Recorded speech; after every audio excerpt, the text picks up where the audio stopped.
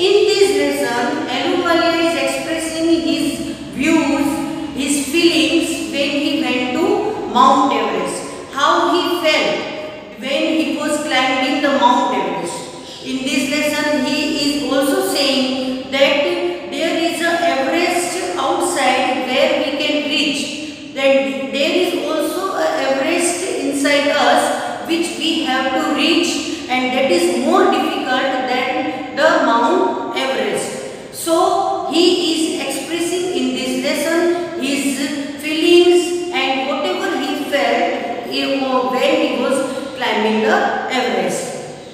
Major S.P.S. Ahluwalia was a member of the first successful Indian expedition of Mount Everest in 1965. How did he feel when he stood on the highest point in the world?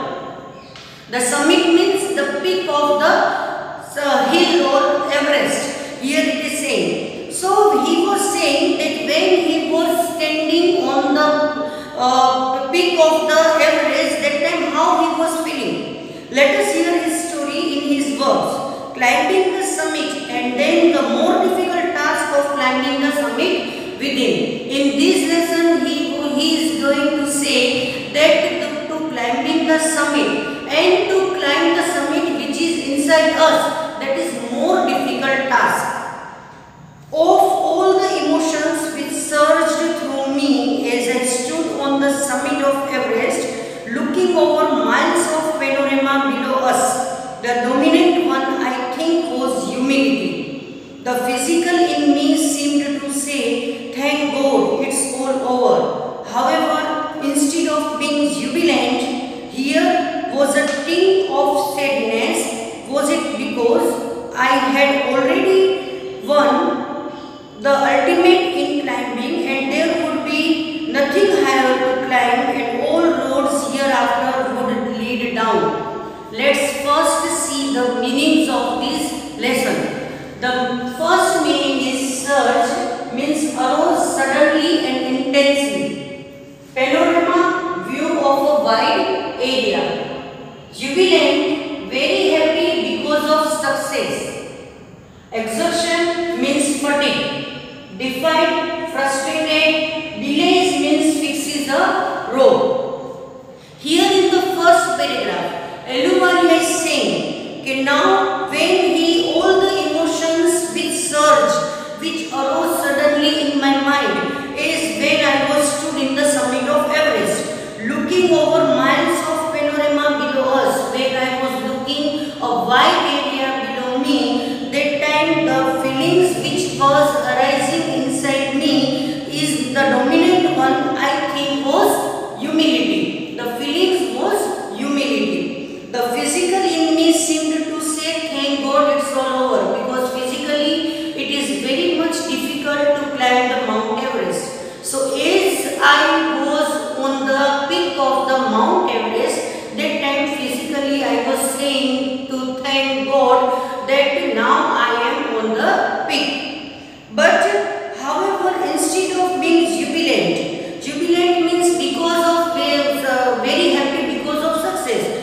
Here was a tinge of sadness. Now he was feeling that instead of become very happy, I was little bit sad. Was it because I had already won the ultimate in climbing and there would be nothing higher to climb and all roads hereafter would lead down? The reason was that he was asking to himself that I am sad because there is no way to go up. Now all the roads, all the way is going to down. So now that's why I am saying that now all the roads hereafter would lead me down only.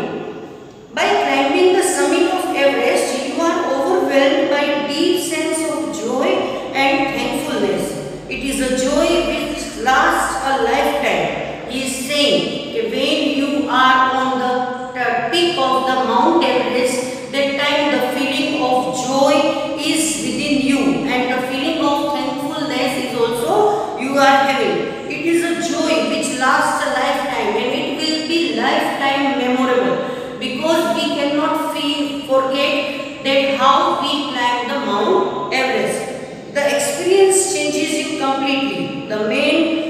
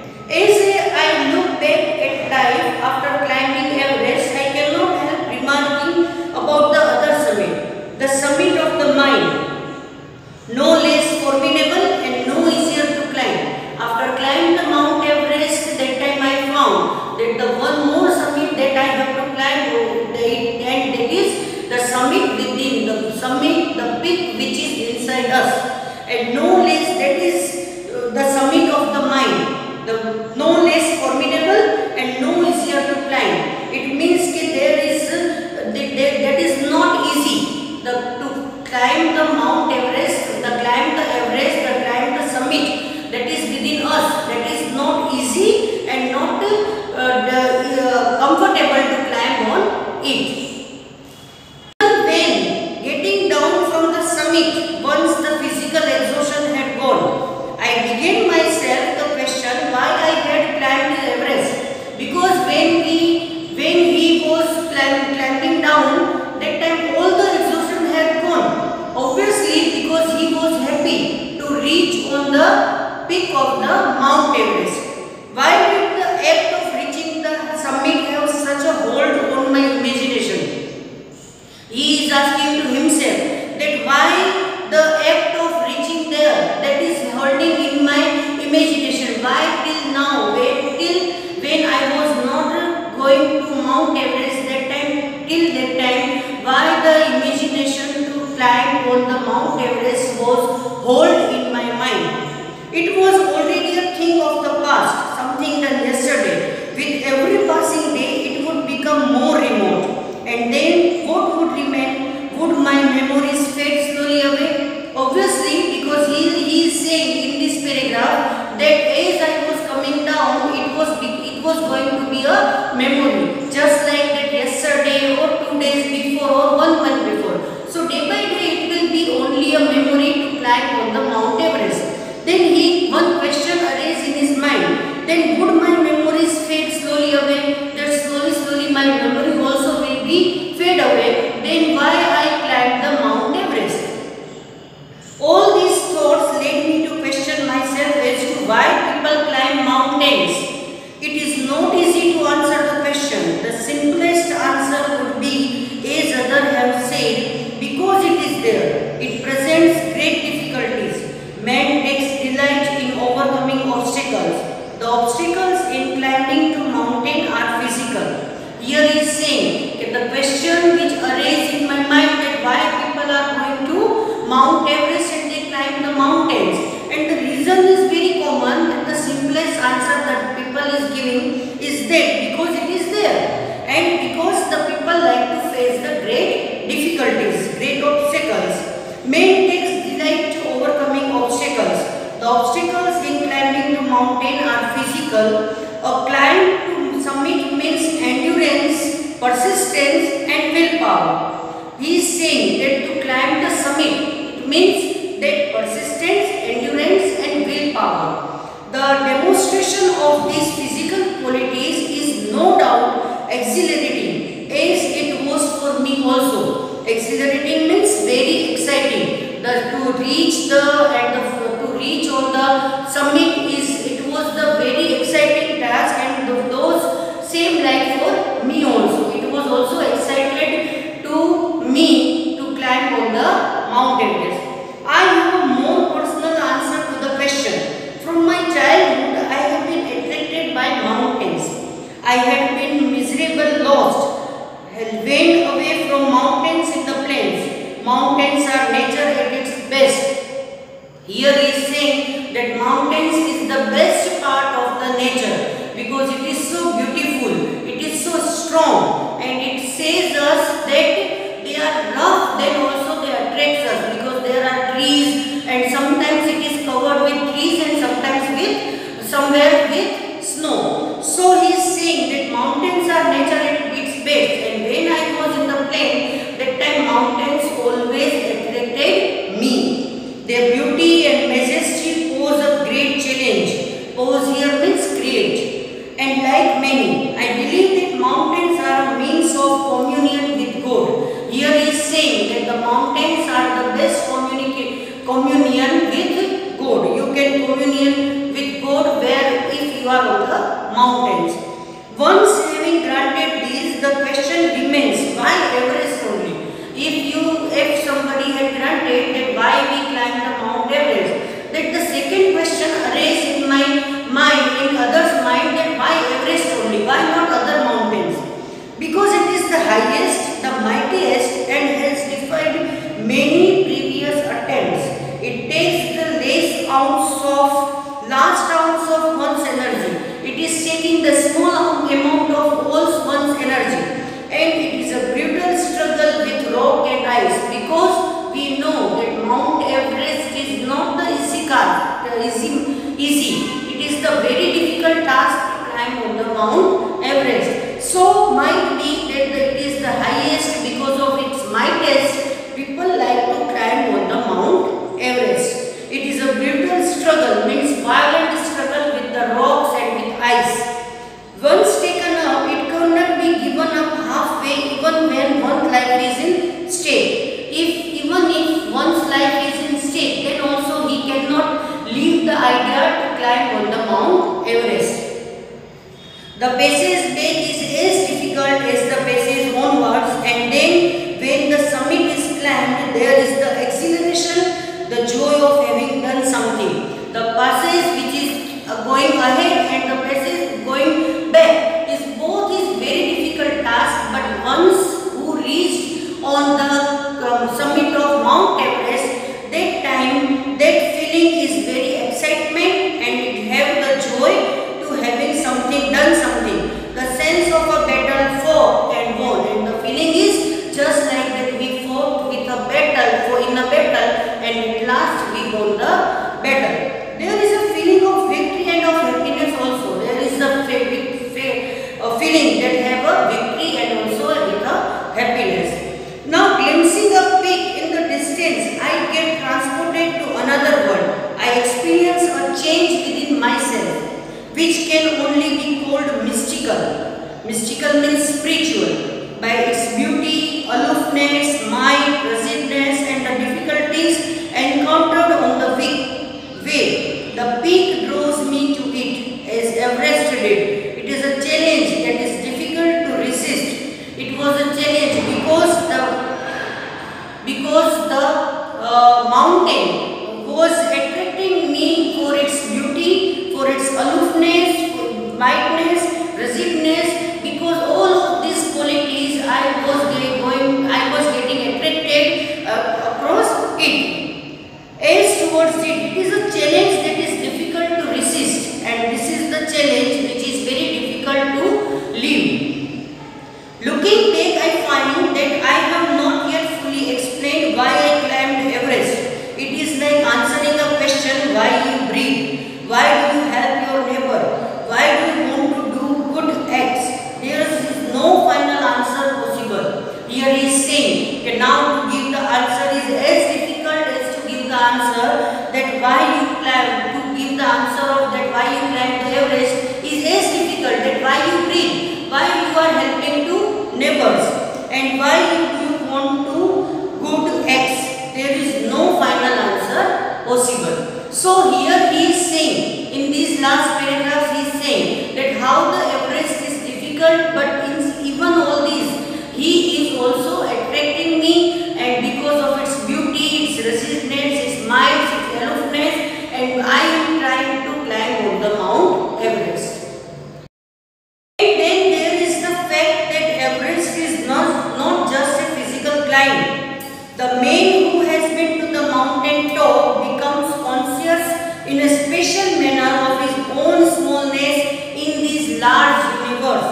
Now he is saying that the Everest is not just a physical climb, but when the person is on the summit of the Mount Everest, that time he feels that he is at the mountain top, and he becomes conscious in a special manner. He becomes special because the Everest is the highest peak of the world. So when the person is on the top of the mountain, that time the feeling is totally different. The physical conquest of the mountain is only one part of the achievement. There is more to it than that. It is followed by a sense of fulfillment. There is the satisfaction of a deep urge to rise above one's surroundings. It is the internal love for adventure in man. The experience is not merely physical, it is emotional and it is spiritual. In this paragraph, the writer is saying that the climbing is just the person who likes adventures that can easily climb the Mount Everest, and also it makes him special. The experience that is not merely physical, that only the experience he is having, that is not only physical, it is emotional and also it is spiritual. Consider a typical climb towards the summit on the last ride. You a rope with another climber, you forming, he cuts the steps in the hard ice, then he delays and you inch your way up. And he says that when you are climbing the Everest, that time many person, the person which is within you, the companion will share his rope with you, and also might be possible that he cuts the hard ice and then you put your steps on it. And you strain every nerve as you take every step, and that the climbing is so difficult that you have to force on every nerve which you have to take the next step. Famous climbers have left records of the help given by others. They have also recorded how they needed just that help. They have recorded, they put their records that how the other person helped him and how when they were needed. You else they might have given up. Breathing is difficult. You curse yourself for having let yourself in for this. You wonder why you were undertook the ascent, and now you will be shocked and surprised also that why you choose this as to climb the Mount Everest, because that time the breathing is also become very not easy. It is not easy to take breath there. It becomes very difficult. And there are the moments when you feel like going back. It would be sheer relief to go down. It might be sheer relief to go down. But instead of up, it will be easy to go down instead of up. But almost at once you snap out that mood. And that time you will snap out. You will forget all your emotions. Okay, why we are going down. There is something in you that does not let you down and you give up the trip. And that time there is something in you which will never let you down and let you give up the struggle. Looking around from the summit, you tell yourself that it was worthwhile. Other silvery peaks appear through the clouds. If you are lucky, the sun may be on them. Here the writer is describing on the peak of the Mount Everest what was the view, how you will see that the silvery peaks, other small silvery peaks will appear through the clouds. There are the clouds, and if you are lucky, the sun may be on them. So it will look very nice. The silver color, it will look very silver and golden colors. The surrounding peaks look like a jeweled necklace around the neck of your summit, and it looks like a necklace which is surrounding the Everest. Below you see vast valleys sloping into the distance. It is an ennobling and rich experience to just look down from the summit of a mountains. It is an honoring moment when you are on the top of the mountain and you are looking down the valleys, the other peaks, and which are shining because of sunlight. You bow down and make your obedience to whichever God you worship, and that time you will bow down and you give thanks to the God to whom you are worshipped. I left on Everest a picture of Guru Nanak, Rawat left a picture of Goddess Durga, Udorji left a relic of the Buddha, Edmund Hillary had buried a cross under a crane and in the snow, and these are not symbol of conquest but of reverence. And now to give the deep respect to the God, they all differently buried and they all keep the photos, the pictures of Guru Nanak and all the gods which they are worshipping. The experience of having climbed to the summit changes you completely, and now he is saying that the experience which you are having on the top of the mountains will change you completely. There is another summit, and now the writer is saying that instead of this summit there is another summit, and that is within you. It is in your own mind. Each man carries within himself his own mountain peak. Each man has their own mountain peak inside him, because this peak is the mountain of nervousness, the mountain of negative thoughts, the mountain of anxiety. These all we are having in our mind, and that is very difficult to climb this mountain and to control it and to reach on the peak of the mountain. Now he must climb it to reach a fuller knowledge of himself, and only with our knowledge we can climb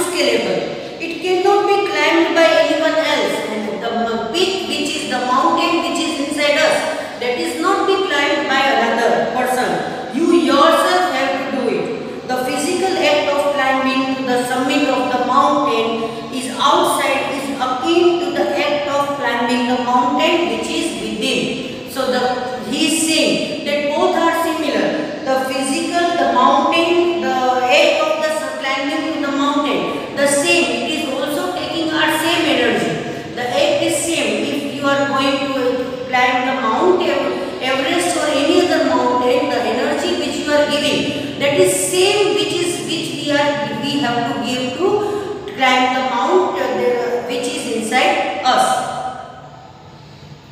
The effects of both the climbs are the same. He is saying that the effect is both same, physically, mentally or spiritually.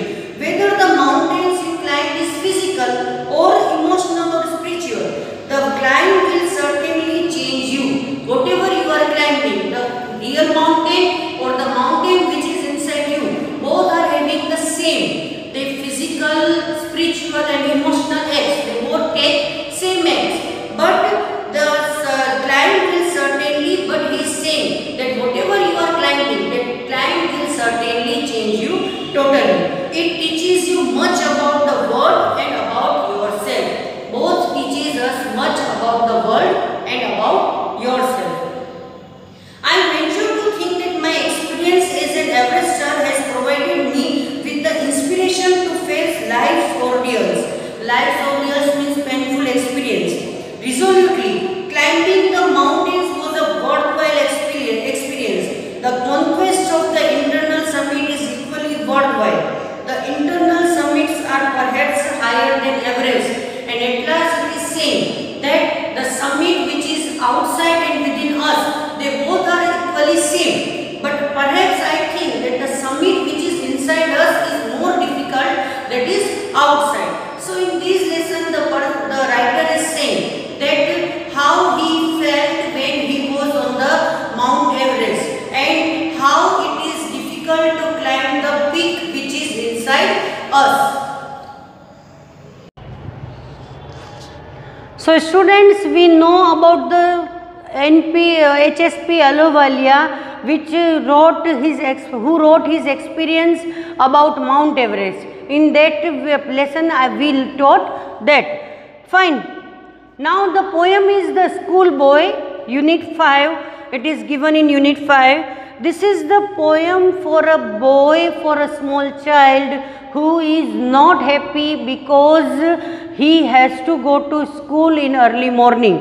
In this way, the writer William Blake is describing that how the little boy is sad when he told to go to school. The schoolboy in the poem is not a happy child. What makes him unhappy? Why does he compare himself to a bird that lives in a cage or a plant that withers when it should blossom? Now in this poem the writer is saying that the child is comparing himself with a bird. Why he is comparing with a bird? Because a bird who born to fly in the sky, and if it is kept in the cage, then how can it sing? So here he is comparing himself with a bird and with a plant, and how he is comparing, that we know in this poem. I love to rise in a summer morn when the bird sings on every tree. The distant huntsman winds his horn and the skylark sings with me. Oh, sweet, what sweet company. The boy is saying that when I wake up early in the morning, in summer morning, I like the company. Which company he like? He likes when the bird sings on the tree. And the skylark birds when it sings with me. And in a distant there is a huntman who is blowing his horn. So these all sounds feels me great. So that's why he said that I love to rise early in the morning in summer days. But to go to school in summer morning, oh, it drives all joy away. Under a cruel eye outworn, the little ones spend the day in sighing and dismay. Dismay means distress. Here the boy is feeling sad that everything I love when I get up early in the morning in summer days, and that time I love the company of birds. But it all drives my joy away when I told to send to go to the school. But to go to school in summer morning, everything it drives away my joy. under a cruel eye outworn. Outworn means out of date, because every day he has to sit against a teacher, and that time these eyes are out of date, these eyes every day I am watching. So that's why whole day I have to sit under a cruel eye and spend the day in sighing and dismay, and whole day I have to spend whatever the morning to afternoon or whatever, that time he has to sit one place and he has to spend his day with dismay. Now then at times I drooping sit and spend many an anxious hour, nor in my book can I take delight, nor sit in learning's bower, worn through with the dreary shower. He is saying that whole day to sit on the one place, that feeling is make me dull, that feeling I don't know, because to sit on a one side, on one place and with bending I have to sit. Second thing, that nor I am taking delight, nor I am taking interest in my book, because this is the dull atmosphere which I get over there, because one place, four walls are there and whole day to sit on one place.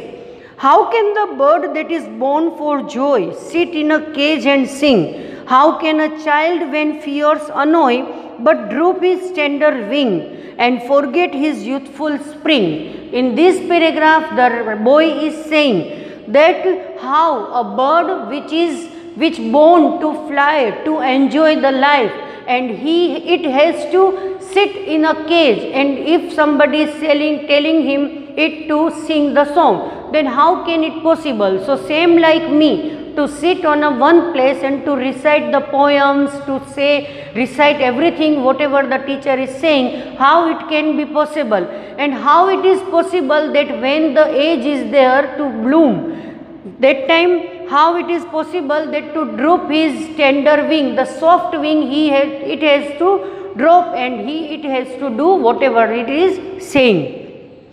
And he is saying that he has to forget the youthful spring which he has to pass. How it can be possible?